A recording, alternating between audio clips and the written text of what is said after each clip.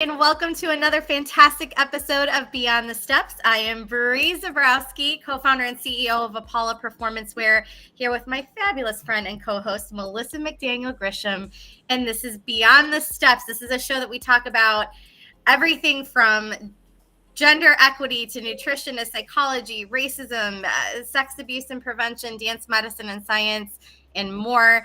Today, we're really excited to talk to Dr. Nancy Burns about the occupational hazards of marching and what we can do for injury risk management. The marching arts is a huge segment of the population, from schools, collegiate, and even into where you get into DCI and all the competitive groups at that level. And it affects so many people. And just like we talk about dancers a lot and other performance athletes, marching arts is no exception. And it might blow people's minds a little bit when they hear that, because I think initially the stigma is that marching artists, how could they be getting injured? But the truth is, repetitive strain, overuse, inflammation, that is a very, very big reality when you're a marching artist. So we're excited to talk to Dr. Burns about that today. And for those that don't know, Melissa, tell everybody about Dr. Nancy Burns, and let's get into it. We are so excited to have Dr. Burns with us as a first-time guest. We've been doing this for 4 years. So when we get a new first-time guest, we are so super excited, and especially a first-time topic like this. So Dr. Nancy Burns is a board-certified athletic trainer of more than 14 years with a doctorate in health education and health promotion from the University of Alabama. While earning her degree, Dr. Burns acted as the healthcare provider for the university's $1 Million Band and Alta Morea Winter Guard.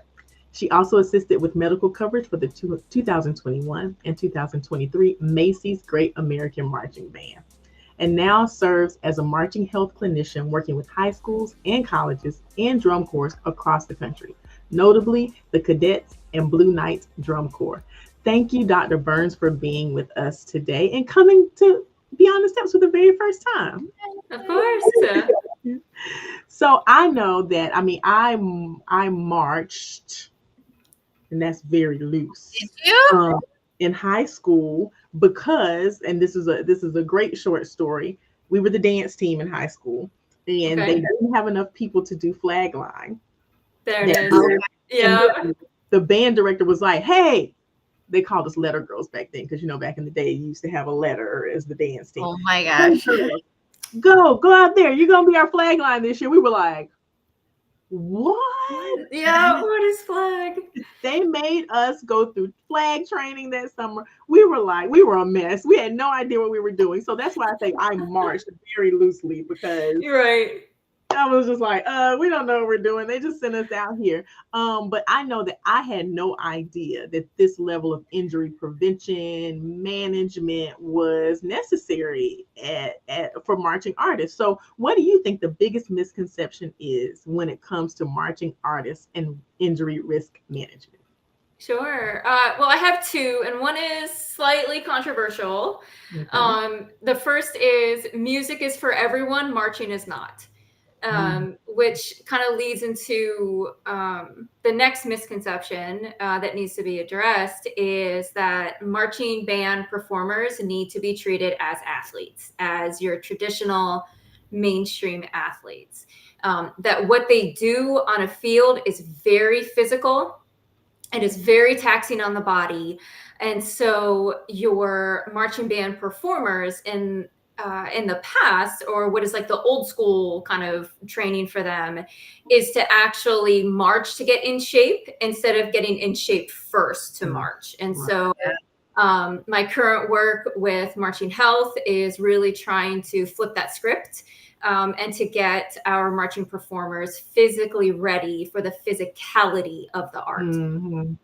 And are you talking about cross training, conditioning, in sort of that off season, as well as throughout the season? I'm sure it looks a little bit different, the regimen, but you're talking about a full program. Yes, ma'am. Yeah. That's awesome. Yeah. And we do try to, of course, there's any number of calisthenics and body weight exercises, which is what we focus on, just to make it as accessible as possible. But we tailor those programs to match the visuals of the band that we might be working with. So, within the marching world, there are you can pretty much boil down to like there's 3 different types of marching. The first is called a high step, which kind of looks like a standing mountain climber. As they're going, you see this a lot in some of your your older traditional schools. So like University of Michigan, University of Tennessee do it. So does Missouri, University of Missouri. They do kind of a modified high step. You have your roll step, which just looks like a glorified heel toe walk, which is a little bit easier on the joints. And then in some of your drum corps, you'll see a straight leg march where it is the heel toe march, but the knees are locked out straight as they're doing it. So they look more like tin soldiers, right, as they're going along. And so if we know what the marching style is, and we know the goals of the band director as far as the style of show that they want to present, then we will customize our programs and pick the specific calisthenics that will work best for them, right? Pick the specific types of exercises that will aid those bodies to be able to do those skills that are being asked of them. And I want to say this for our audience, because my world has opened up to this in the biggest way the last couple of years. We were introduced fast out of Shark Tank. We were introduced to Bands of America, and we went and exhibited there. And somebody from the dance world said, you guys need to be in, like, at the Marching Arts Convention. There's one in Indianapolis. And we ended up at BOA Grand Nationals shortly after the show. And I was like, what? They're like, yeah, there's like 40,000 people there, and these people are injured all the time, and very similar parallels to dance in that they don't have the supportive footwear options. There's a lot of traditionalist mentality and things like that. And so we went, and my mind was blown at the level of artistry, the athleticism. You just don't know if you're not in that world. And so my brain, now we're sponsoring, Paramount Winter Guard, Santa Clara Vanguard. We had a relationship with that before they unfortunately had to close it down.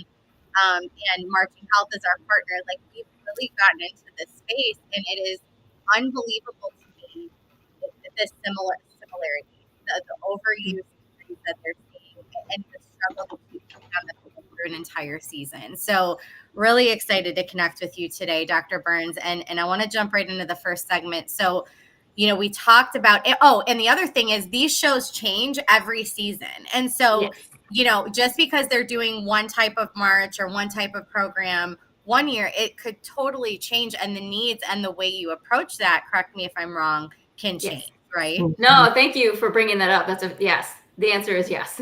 Yeah. So what are the common physical injuries that we see the most? You say overuse and repetitive strain, but what specifically are those injuries that we're seeing that are plaguing these lines and these marching companies throughout the season every year?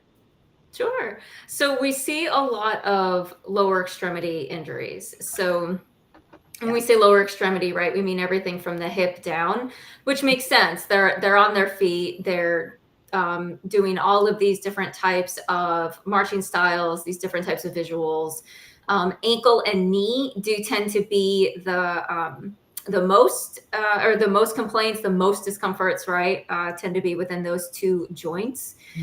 We actually see a lot of your tendinitises. So especially in the Achilles, if they are our color guard, so our weapons line, our flag line, and then we see those itises more in the feet, right, in the toes, just because they have to be up on releve, and they're spinning, and they're just, they jump and they land right on the balls of their feet the entire time. So those are really the most common ones. We do see a lot of soft tissue injuries. And by soft tissue, we're referring to things like blisters, your rashes, your insect bites, right? Because they are outside. So that is something that they have to contend with. Especially, when I was in Alabama, like fire ants were a real threat on I never would have thought of that. Yeah. So we have your soft tissue, your sprains and strains, specifically lower extremity, rolled ankles, tendinitis is in the knee, different things like that. And also, like, calling attention to, they many times they have to practice, or most times they have to practice outside because they need a space large enough. I mean, these groups are ginormous, and they're, when you talk about doing all of these movements on a field where potentially the surface is not even, there's not a ton of give there, that's not meant for this type of movement over and over and over, that also probably can't help, right? No, and you bring up a great point, right, about the type of surface. Mm-hmm. A lot of schools may not have access to a field big enough to accommodate the size of the band, or what fields are available. If this is a high school program, chances are football, right, is going to take priority over those big green spaces, and so they are left to practice on asphalt or on concrete, which just, there's less shock absorption with those surfaces than natural grass. But more than that, especially your blacktops, right? Your blacktop asphalts and your concretes, heat-related illnesses are another one that I should have brought up. Actually could exacerbate the potential for heat-related illnesses, because when the sun is right over that asphalt, that blacktop, soaking in the heat, you get radiant heat, coming down from the sun, but then you also get like the radiant heat coming up from the bottom. So it actually may be hotter on those surfaces than it is on natural grass. Natural grass. Oh, sorry. Please continue. No. Go ahead. I want to hear the rest. No, of it. yeah. So there's actually challenges to natural grass that some folks don't think of. We just said fire ants, right, or other types of insects that might live there while they're marching on top of them. But also, how well maintained is the field? I have seen fields that look like pitted, where they have like plots of green grass, and then there's just like dirt in between all of them, which only increases the risk of a rolled ankle, because they're going to catch their toe right on one of those surfaces, or if there's just holes in the field, because sometimes there are just holes in a field. So, you don't think about it, just like you had brought up, but it can be tricky depending on the surface that they are marching on. Yeah, and that, I'm telling you, shameless plug, that is why we are all up in there with Apollo socks. We're talking to these directors. We're like, put these on their feet, and they're out there for long hours. I mean, it's not just an hour or two, like a class, and then they go home. I mean, it's potentially 10, 12, 14 hours. It's a lot, crammed into a certain time span, and it's a lot of just taxation on the body. But talk about, do you see musculoskeletal injuries because of these repetitive movements? Do you guys see a trend in that? Yeah, so the most common one that we see is going to be in the calves. So whether it is like an overuse injury in the calf muscle itself, or of course down into the Achilles, regardless of the marching type, it's still a step or a bounce on a raised platform, right? They're in a partial releve a lot of times. So that just overtaxes that specific musculature. More than that, it also brings up potential knee injuries or tendinitis in the knee.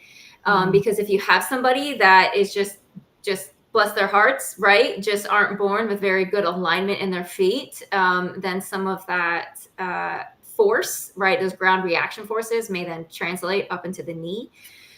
We do see a lot of groin and hamstring, actually, because of how quickly some of these folks need to move on a field, right? Choreography is used, in the dance world. Drill is used in the marching world. It means the same. You have to get from A to B and do some fantastic things with your body while you are getting from A to B. So depending on how fast the drill is might depend on how wide of a step that they have to take.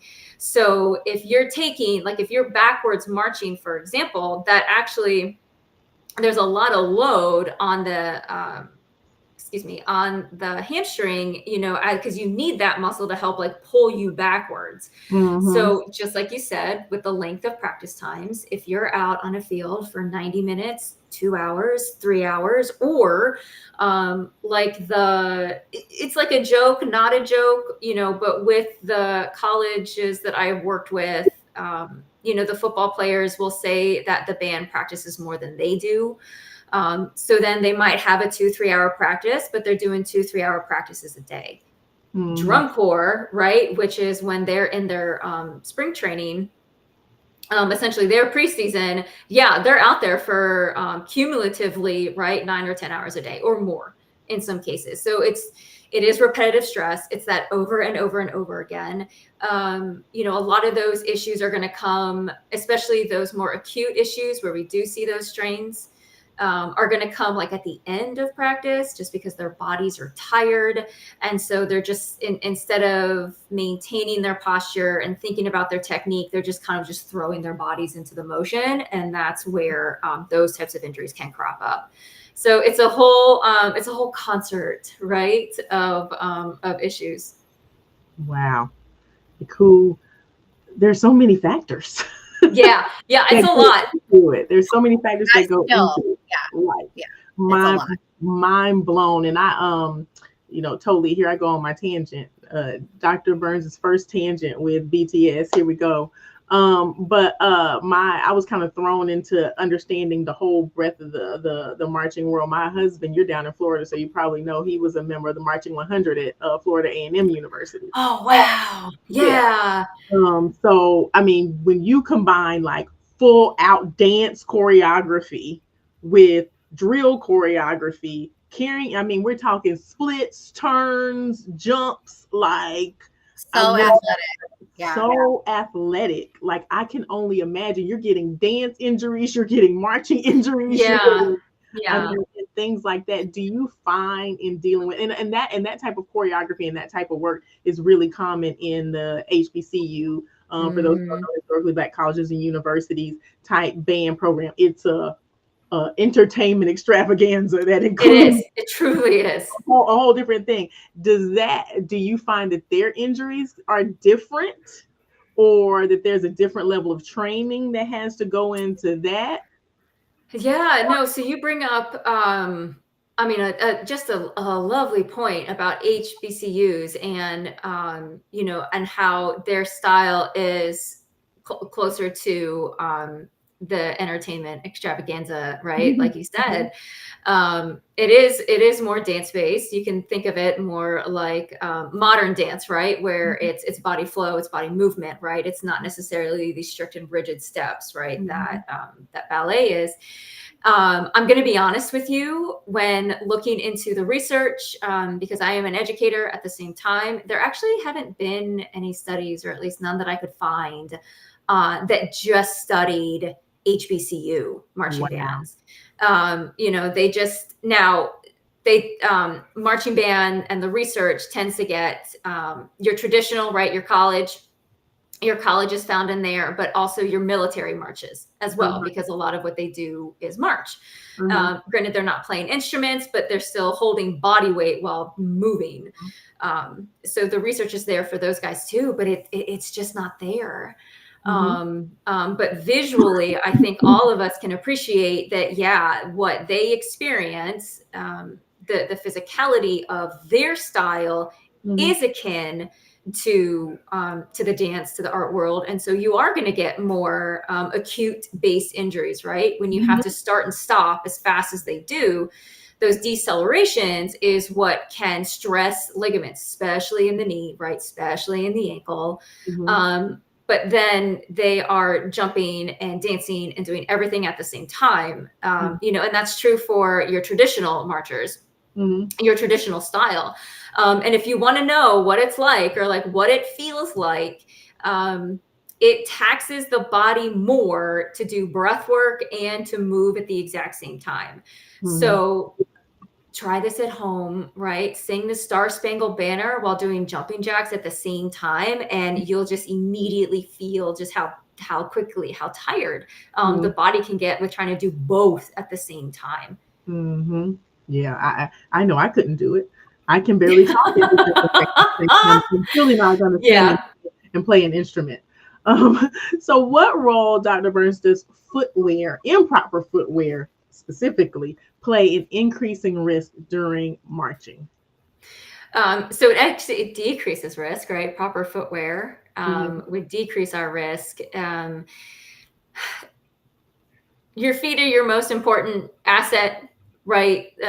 With when it comes to marching, you are on your feet all day, and Mhm. so you want to make sure that you have the type of footwear that is going to be custom to your foot, or that is maybe not custom, may not be the right way to say it, but supports your foot the Mhm. way that your foot is just naturally designed, whether you have flat feet or high arches or you're kind of somewhere in the middle, right? There are different shoes that will match how your body was built.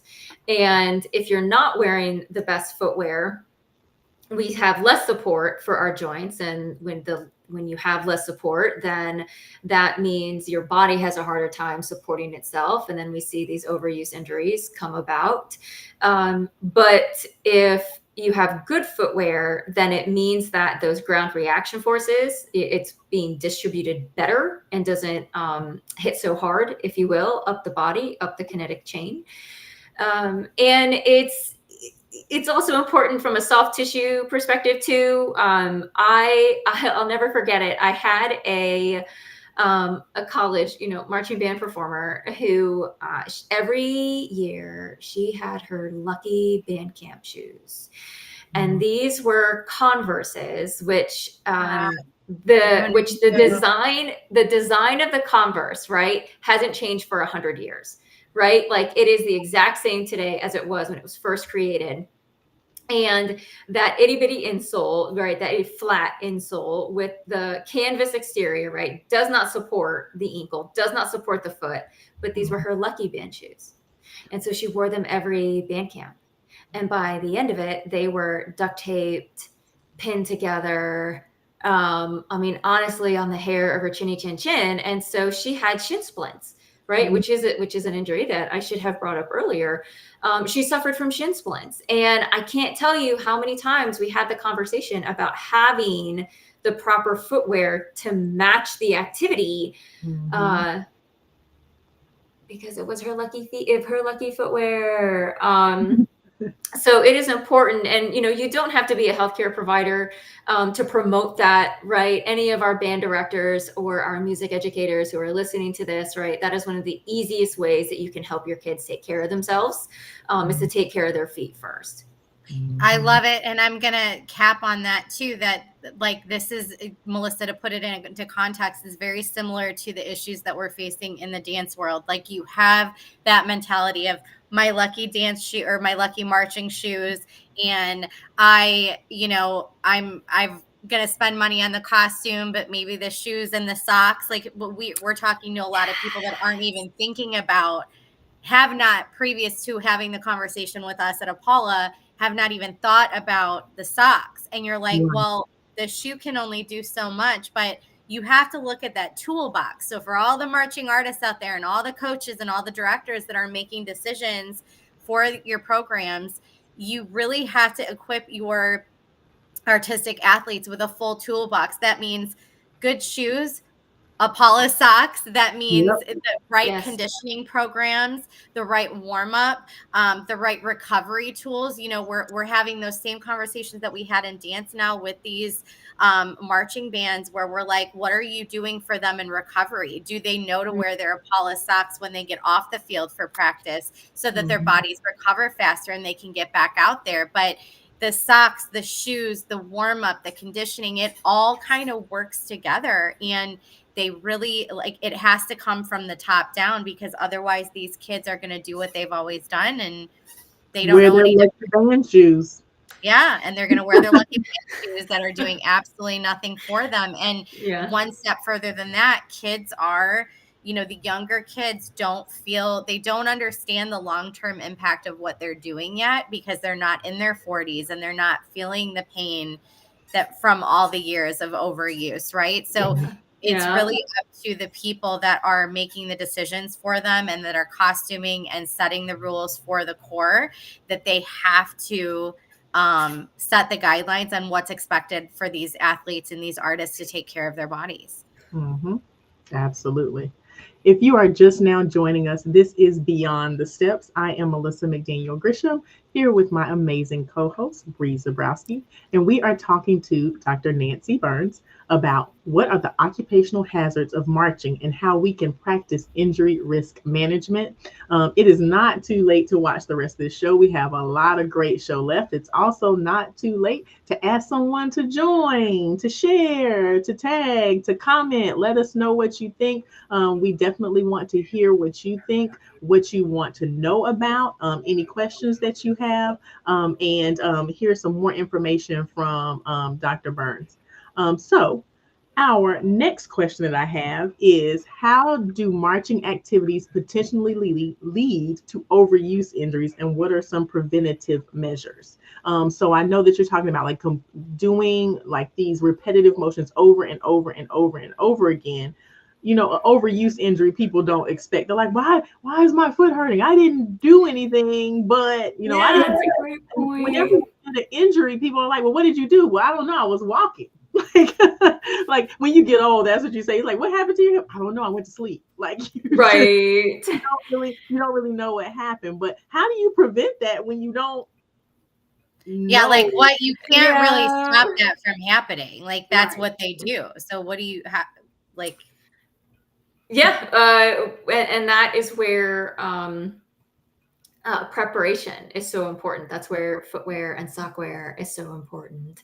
To help that, it is inevitable, right? The repetitive nature of marching, it just is.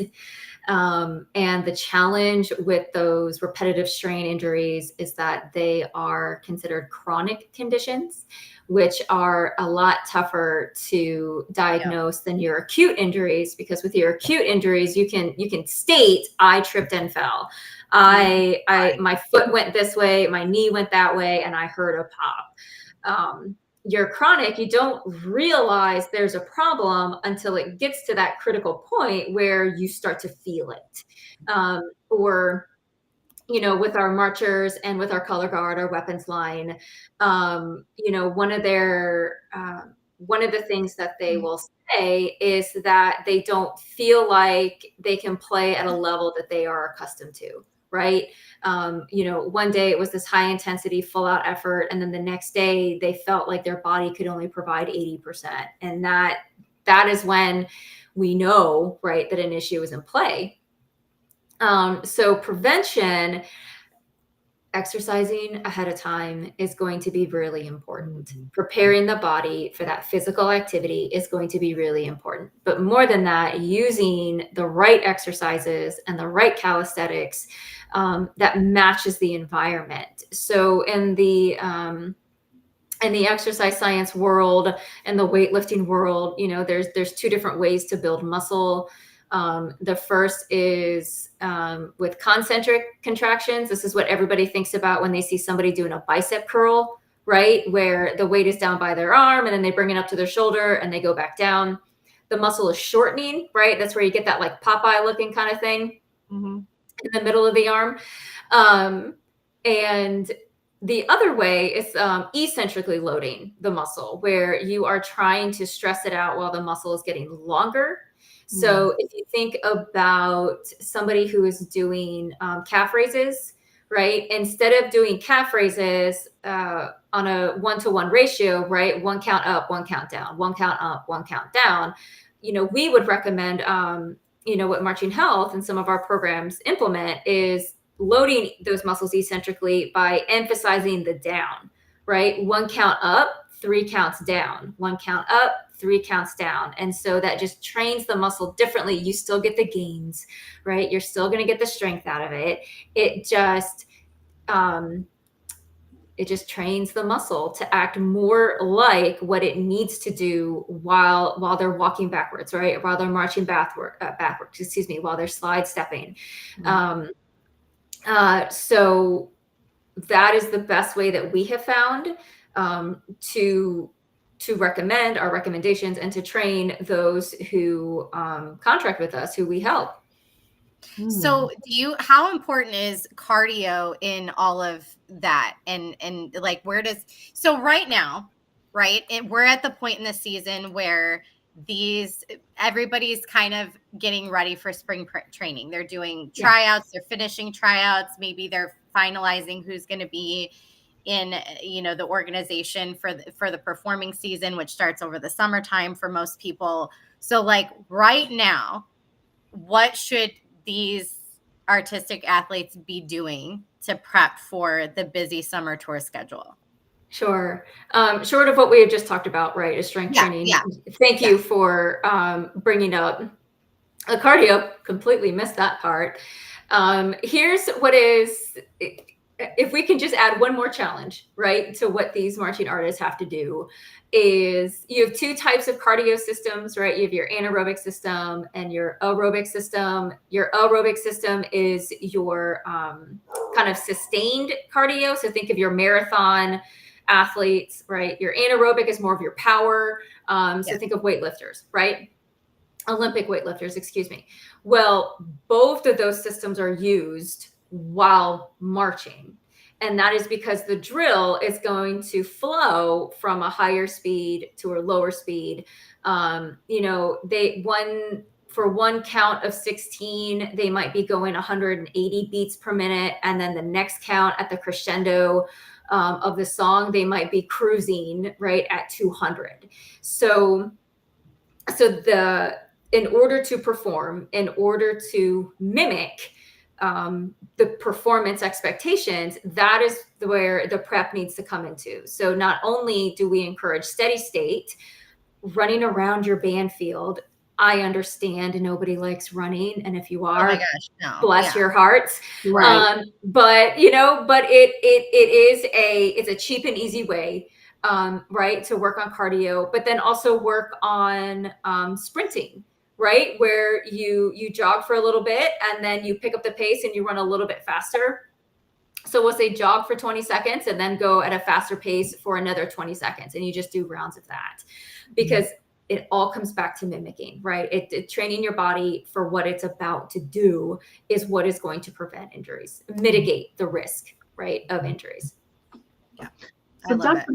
Burns, can you talk a little bit about the difference, or is there, because I'm assuming that there is there a difference in the type of training or even the type of injuries that you might see based on what type of instrument you are playing? Like, yes, a tuba, right?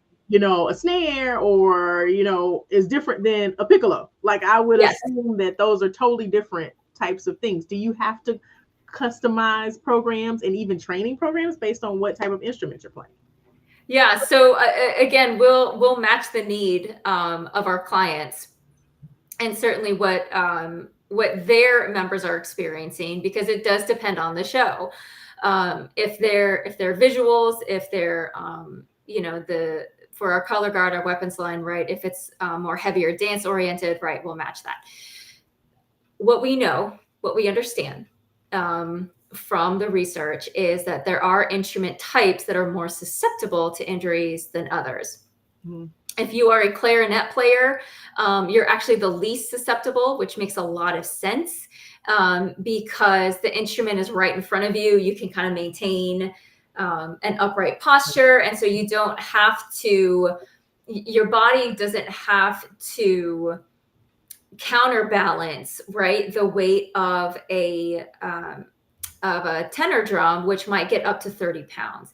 It doesn't have to counterbalance your trumpets, which is what's really interesting about trumpets and where we see them have injuries, or why they have more injuries, is because, you have to keep this upright posture, but you have this instrument that's held out in front. Well, the trumpet is actually bell heavy. So you not only do you have to account for the weight of the instrument, but now you have to try to keep the tip of that instrument up, which is then going to tax the upper body a little bit more. Our drummers, our percussionists, we do see a lot more lower back and mid back discomforts. which kind of makes sense because they just have all of that extra weight in front of them. And so their back muscles, right, have to counter that. Their back and their core have to counter that. So it actually does matter what instrument you have. It does matter the weight of the instrument. I'm not going to say that they are predictors, but we can see patterns, right, with injuries and the type of instrument that they are playing. Yeah, that's so. All this to say, it's extremely complicated when you're talking about getting through a season, prepping for a season. You can see why these organizations are so large. You know, the staff that it takes to get through a marching arts season is insane. And I think that we're going to talk, I want to talk about marching health at the end and have you explain a little bit more about what you do, and how that works for all the people that are watching, so that if they're not aware, they should be. But if you're just joining, this is Beyond the Steps. We're talking with Dr. Nancy Burns about the occupational hazards of marching and how we can practice injury risk management. There's so much more to it than meets the eye. So we definitely encourage you to go back, watch the episode, like, share, and subscribe on all the platforms at Apollo Performance and TP Dance Creations. We have one more segment, but definitely go back to the beginning and watch the entire thing. What are the long-term consequences of not prepping for these things if we continue doing what we're doing? And in most cases, people aren't doing enough to prepare their bodies, and we see an incredible amount of injury for these marching artists every season. What are the long-term consequences down the road of untreated marching related injuries? Sure. So this is the exact same for your traditional mainstream sports. This is the exact same if you are a parent at home, picking up your child or stepping over toys. When an injury occurs, whether it is muscle or ligament or tendon, it is always going to be susceptible to injury again. Okay. And that is because the way that the body heals itself is that the material that it uses to stitch muscles back together, the material that it uses to stitch ligaments back together is not ligament tissue, is not muscle tissue. So it does not act like ligament tissue or muscle tissue. Right. So it just puts the body at a greater risk of re-injury to that site. And so what we see, there is research in the dance world that shows, the younger the dancer is, when they sustain their injury, the greater the risk of their career being them putting them into forced retirement a little bit earlier. So the earlier in life that you sustain an injury, there's always that risk that you're going to sustain it again as you get older. And it is the wear and tear on those muscles, on those joints, that can, and this is a little bit dramatic, but it's true for all of us who are physically active, is that it can make them susceptible to arthritis when they get older. Because there just may not be in the knees, for example, you have your meniscus, right, which is like that pillow-like structure in between the two bones, your shock absorptions, those wear down over time. And our marchers are on their knees, or they're using their knees all the time, right? So that just wears down. And so it could be a natural occurrence of marching. So the risk for the future is we need these athletes, we need these performers to think of themselves like athletes, so they are more likely to take care of themselves early, which makes them less susceptible to injury. And if we can prevent or stave off an injury while they are younger, then it may not come back and be a discomfort, right, in the future. So there's always the risk of that. Yeah, I want to go and clip this audio and blast it out to every performance artistic athlete that I know or don't know. It's so funny because it's not funny, but I was just watching this thread explode on this, a dance educator community. And, I always think like we've done a lot of educating with Apollo and we've come a long way and we've done a lot of really great work. And we try to celebrate those little wins. And then you see things and conversations in some of these threads and you're like, we have so much more to What to do. do. And it was this debate about how, well, when in doubt, but you go barefoot for all of your styles. Don't wear socks, don't wear shoes, go barefoot, which is the most damaging, and again, don't fight that fight. We know it's not going to go away, but it was unbelievable. And then to go one step further and say, socks and, shoes they're for older kids. They're for older kids. And we're like, if these kids could just start younger, and this is where I'm curious, are you seeing a mass exodus in that high school age? Because, or at the end of the high school career, because in dance, I know that we see kids, starting to get injured at 11, 12 years old because they're doing things, their bodies, they're dancing more hours and they're performing more hours than their body should at that age. They're doing incredible amounts of overuse, repetitive movements, things like that. We're seeing the same types of injuries, and they're getting injured starting at 11 and 12, which increases the possibility that they're going to get re-injured. And by the time they're in high school, they're like either mentally fried, their bodies, the doctor's saying like, if you don't stop now, you're going to potentially be in pain for the rest of your life. And so they leave. Right. And so is it the same pattern that we're seeing with marching artists? Is it that same thought process that's kind of frustrating? So with our marching artists, what is different for them than dancers? They start a little bit older, right? Yeah, well, they start younger, but there's almost a cutoff age. So they age out of the art. There's no professional company that they can go to, like a dancer can go to and stick with it for a longer period of time. Drum corps is in the process of and I forget the name of it, and please put in the comments the name of it, because I've forgotten here. But they are creating a next level to get your late 20s, your 30s performers back into the art. Because when you age out of drum corps, then there's nowhere to go from there. So if our marching artists want to extend their performance career, that is when they have to go the concert performance route, right? Then they go with their symphonies, they go with their orchestras in order to continue playing. But there's no band for 40-year-olds right now. That window is very small, but it's intense. It's tight. Yeah. It's tight and intense. They don't start when they're super young, but they can't go, forever and ever.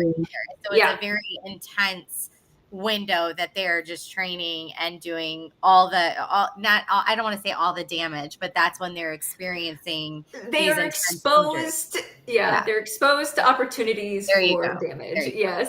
That's a better way to say it. Yeah. Okay, great. So that gives me an understanding, but I think the bottom line of what I'm saying is the sooner you can start making this all part of your routine and being cognizant of these things and that they do exist and that it's not a myth that you will be in pain later in your life if you don't address it. The earlier we can do that as an industry, the better. Right. Yeah, exactly. If you are just now joining us, we are wrapping up our episode with Dr. Nancy Burns on what are the occupational hazards of marching and how can we practice injury risk management. But never fear, you can watch this entire episode from the beginning on YouTube at Apollo Performance or at TP Dance Creations. Please do so. It has been a fascinating episode. You talk about aha moments and things I never knew, never thought about. This has just been really, really enlightening. So please watch and share. And there's a lot of translatable things between dance and other sports and things that we've talked about in this episode that might be very interesting to you, even if you are not in the marching arts community. So please share, like, comment, let us know what you think, and make sure that you invite others to watch as well. So I think it's time for homework, Bree. Let's do it. So, Dr. Burns, you are new to the show, but one of the things we do every single episode is assign our audience a piece of homework, something that's attainable, something they can do between this show and next week's episode to kind of get some progress in either the education or physically something they can do to make progress in the space that we're talking about today. So, what is one piece of homework you want to assign our listeners today? So this is a more essay format is what I Love would it. say. If it was genuine homework, I would put it in an essay form.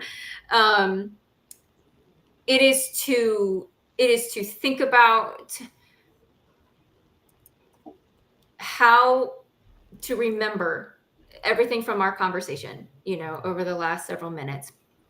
That to take the marching arts seriously, to think about why it is important to treat these artists as athletes.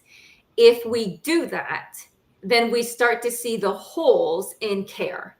They're not getting the same nutritional information that a football team is getting at an elite level, for example. They're not getting the same specialized care when they have to go to a doctor because, an overuse injury has gotten to the point where they can't perform at a level that they are accustomed to. So the homework is to reflect on those similarities so that you can become an advocate for the change that needs to occur among marchers to think about themselves more as athletes, because that is the culture change that a lot of us in the field are working on. I could not agree more. And I want to even add to that, like, let your world open up, look around you and ask around. Like, I guarantee people that are in this space, and dancers talk to those the marching arts people, and marching arts people talk to dancers. I think you'll find that you have so much more in common than you would ever possibly know. And sometimes it's good to let those worlds collide a little bit and start opening your eyes up to the person next to you and their talents and what they do. Because I think if us as artistic athletes, we can start sharing tips and helping each other, and it becomes a standard then that we're all, like you said, Dr. Burns, taking care of our bodies like the athletes we are. And it can be a beautiful thing. So I love that piece of homework. We're also going to give homework to you. It's the same homework every week. It's to take our STEPS initiative course. This is a 5-part course series that has education and resources on every possible topic that we talk about on Beyond the Steps, from racism, gender and equity, sex abuse and prevention, nutrition, psychology, and of course, medicine and science. It is a catalyst for the show. You can go at your own pace. It's completely free, and we provide that to you. Melissa has popped the link up on your screen. You can take that at your own pace again. And we have, coaching staff doing this, parents doing this, children doing this. It is for everybody, because when you know better, you do better. And it is a great way to lay that foundation for yourself. Dr. Burns, we've talked and referenced Marching Health throughout this conversation, and Melissa is going to pop that website up on the screen. That is one of the organizations that you work with, and it's doing fantastic things for the marching industry. So talk a little bit about Marching Health and what you all are doing and how people can access it. Sure. Well, the best way to access is to go to the website.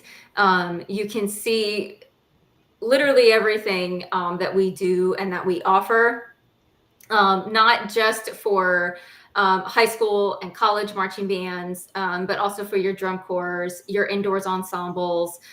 We have even exercise material for our dear band directors as well. We really try to get the entire community involved, right, in this culture change that I talked about, to treat their bodies more athletically, to think about their bodies more athletically.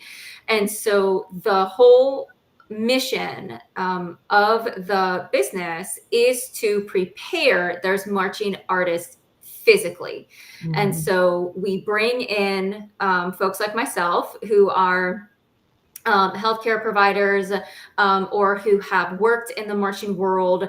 We come in to these different programs and offer tailored programs for those individuals, and certainly for those companies and whatnot. And it really is about improving their movement skills. Because that is what marching boils down to, right? Is the fluidity of the movement, how quickly they can transition, how well are they using their bodies. Marching is exactly what it is. It's glorified walking, right? Whether it's a high knee or a straight leg, but there are still upper body components that need to be taken into consideration. More than that, it is actually it's a proactive program, but what we focus on when we do a clinic is training up the leadership of the band. And this is where we get into the culture change, right? Because it is not our program. It is not the band director's program. It is their program. Mm-hmm. So part of our clinic is teaching the exercises and teaching a dynamic warm-up that we do called the MH15. And because it should only take 15 minutes to do this and the workout. We take them through it. We teach them the same cues, right, that we would use if it was us doing it. And then we have them teach it back to us so they can then teach their peers. And so that is the first step, right, in creating change, not within any organization, but certainly within an entire community.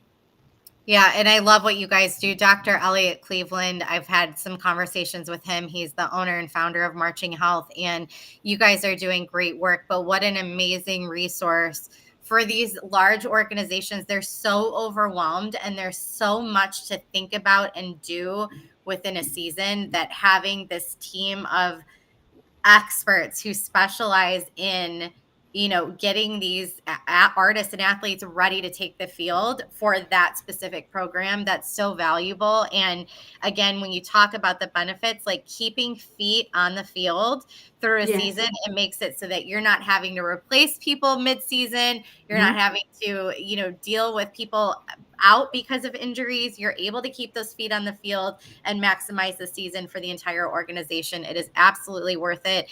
And we're protecting the amazing athletes that they are, so that they can go and live long and healthy lives pain-free. And what's better than that? So marchinghealth.com. Dr. Nancy Burns, thank you so much for being here. This has been such a fun conversation to have, and we're looking forward to sharing this and getting it out there. And hopefully the marching community sees this and gets excited about it. Yes. Thank you. Absolutely. Thank you so much to all of you who joined us for this show. Please make sure that you share, like, subscribe, comment. You can find the full episode at Apollo Performance or at TP Dance Creations on YouTube. You can also find any information about future shows, as well as all past shows there as well. So please make sure that you follow us and click that subscribe button on YouTube, so you know that when we have new content that comes out. Next week, we will be back with another fantastic episode, and we hope that you'll join us. It's 3:30 Eastern on YouTube at Apollo Performance and at TP Dance Creations, as well as on Facebook at Apollo Performance or at TP Dance Creations. So please, in the meantime, you have your homework, both from Dr. Burns and from us. And until the next time we see you, we hope you continue your journey beyond the steps. See you next Friday.